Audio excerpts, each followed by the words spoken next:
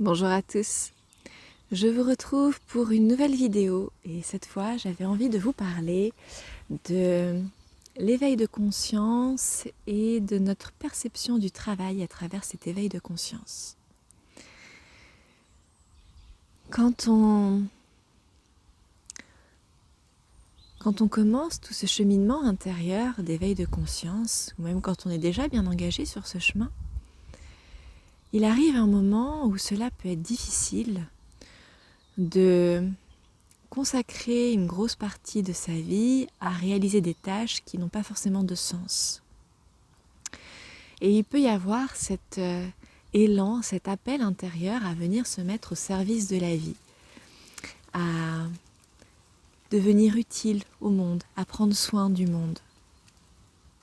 Et c'est quelque chose qui est très beau, qui est magnifique, et dont évidemment nous avons besoin. Mais c'est encore quelque chose qui est à regarder avec beaucoup de subtilité.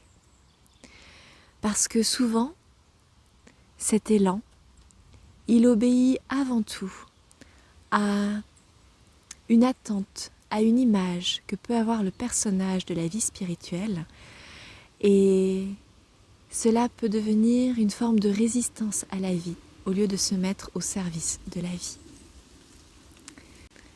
Très concrètement, quand on ressent cet appel à se mettre au service de la vie, qu'est-ce qui va se passer en soi? Le plus souvent, je ne dis pas que c'est toujours. Mais ce qui va se passer, c'est que le personnage va se demander comment faire.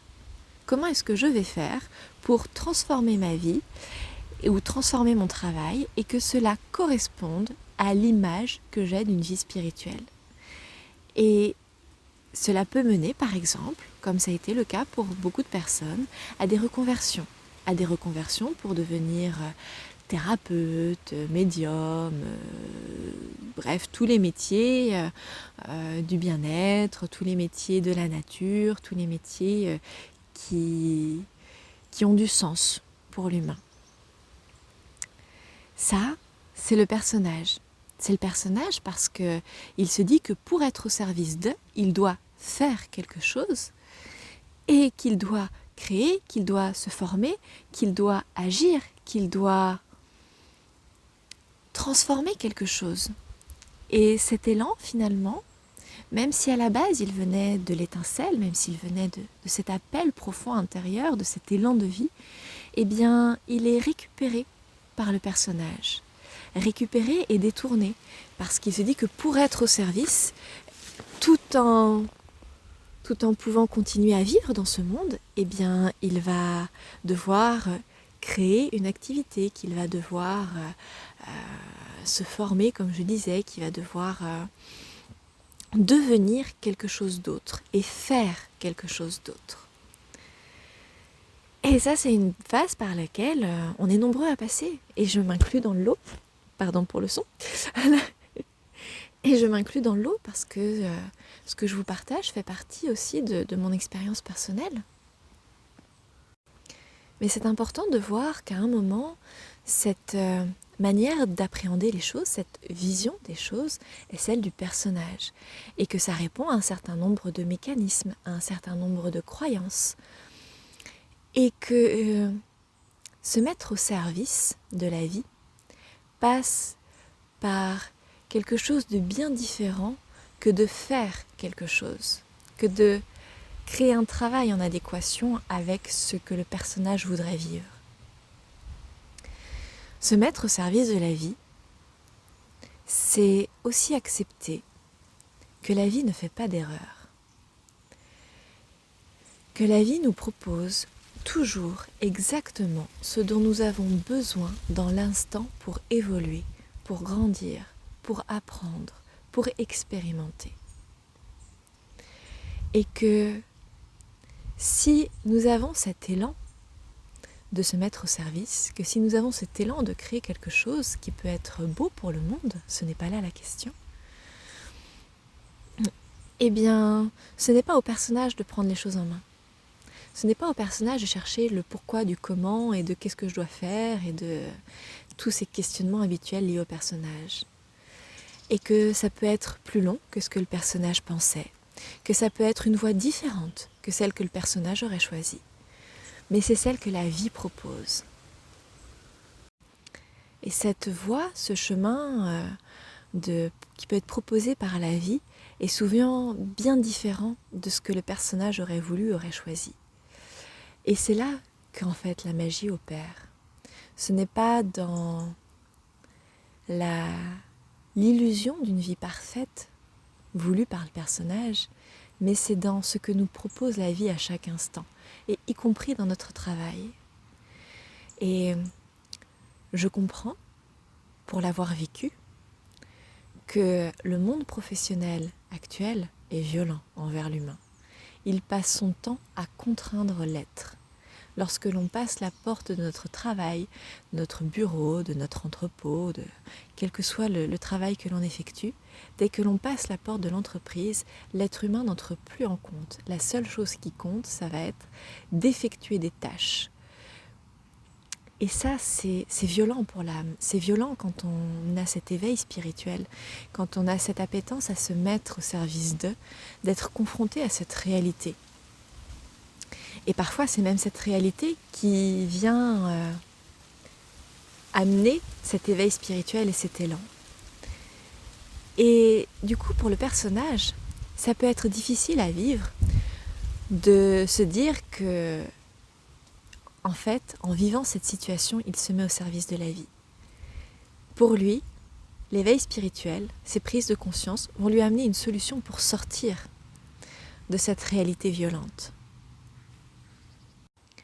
Pour certains, c'est le cas. Mais pour d'autres, eh bien, on va être confronté sans cesse à des situations similaires. On aura beau essayer en tant que personnage de mettre des choses en place, eh bien finalement, ça ne fonctionne pas derrière. Et finalement, le plus important, ce n'est pas ce que le personnage veut faire, c'est ce que la vie nous propose dans l'instant. Dans l'instant, il est possible que la vie propose, non pas de se mettre au service en créant quelque chose qui nourrit le personnage, mais plutôt, elle va proposer de se mettre au service, eh bien, en arrêtant de lutter contre elle, en arrêtant de lui résister, en arrêtant de trouver une autre solution à ce qu'elle nous propose aujourd'hui. Et en choisissant de prendre un point de vue différent, le point de vue de l'âme, le point de vue de la conscience, le point de vue de l'étincelle, pour apprendre et grandir dans ces situations. Bien sûr, il n'est pas question de quelque chose qui peut nous mettre en danger immédiat. Si dans son travail ou dans sa vie personnelle, on se sent en danger immédiat, ce n'est pas le moment de se dire « Attends, c'est le personnage qui réagit, je vais prendre un peu de recul, je vais me mettre du point de vue de l'étincelle et apprendre ce qu'il y a à apprendre. » Non, quand on est dans un danger immédiat, c'est d'abord se mettre en position de sécurité, c'est se protéger. Ce n'est pas faire ce travail on pourra le faire après. Mais quand on n'est pas dans une situation de danger immédiat, eh bien, ces expériences de vie sont des occasions d'apprendre. Et je peux vous dire, pour le vivre, que de travailler à côté de ma vie spirituelle, de ce que je peux vous partager, de ce que je peux créer, d'avoir ce lien très, très concret, très rude parfois, mais très concret, avec la matière, avec les autres, avec la manière dont fonctionne la société, et bien en fait, ça recèle de nombreux apprentissages sur moi et sur le monde. Ça aide beaucoup à identifier les mécanismes du personnage, ça aide beaucoup dans le fait d'apprendre à entrer en contact avec toutes sortes d'êtres, toutes sortes de vibrations, même des choses que le personnage ne voudrait pas vivre, mais qui en fait sont profondément nourrissantes. Et c'est là que je veux en venir, que se mettre au service de la vie, c'est un élan profond, c'est un élan de vie, mais que cet élan de vie ne veut pas toujours dire qu'il faut remettre en cause complètement, qu'il faut changer complètement sa vie et notamment son travail. C'est quelque chose qu'on a assez peu entendu, je trouve, ces dernières années. Mais parfois, souvent, se mettre au service de la vie, c'est accepter de vivre l'expérience telle qu'elle nous est proposée et de faire confiance à la vie. Parce que, pour le vivre aussi, plus on lâche prise, moins on offre de résistance, plus on accepte ce que la vie nous propose, y compris dans une expérience qui peut être, pour le personnage, désagréable à travers le travail. Eh bien, plus on se met à l'écoute de ce qui se passe en soi, et plus on s'aligne, plus on s'harmonise avec la vie. Et c'est là que des portes peuvent s'ouvrir. Parce qu'en fait, le personnage n'a rien à créer. Il a juste à apprendre et à laisser la vie le traverser. Et c'est la vie qui ouvrira les portes. C'est la vie qui le conduira là où il doit être. Parce que comme je l'ai dit en début de vidéo, la vie ne fait pas d'erreur. Donc quelle que soit votre situation professionnelle, quel que soit votre élan aujourd'hui, si vous êtes dans une situation professionnelle, par exemple, ce qui est le cas pour de nombreuses personnes, vous êtes dans une situation de salariat, mais où vous n'êtes pas épanoui. Et vous voudriez vous épanouir, vous avez cet élan de participer à la vie, de participer à un nouveau monde, de créer quelque chose qui ait du sens pour vous. Et il peut y avoir cette espèce de résistance à se dire, oui, mais je suis encore coincée dans cette manière de faire, dans cette manière de vivre, et ça ne me correspond pas. Mais plutôt que de lutter contre, laissez la vie vous proposer cette expérience. Et une fois que vous aurez pleinement vécu cette expérience, eh bien, elle vous conduira vers un autre bout du chemin. Et c'est là que vous allez pouvoir trouver eh bien, ce que vous voulez faire, comment faire, quelle est votre contribution au monde. Et vous pourrez le faire peut-être par votre travail. Mais ça vient d'abord par cette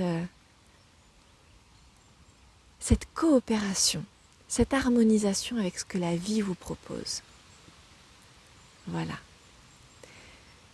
J'espère que cette vidéo a été assez claire. C'est vrai qu'après quelques semaines sans partager, sans se filmer, c'est un peu difficile de se remettre dans le bain. Mais c'est ce que j'avais envie de partager avec vous. Parce que je sais que pour beaucoup, le travail a une place centrale dans la vie.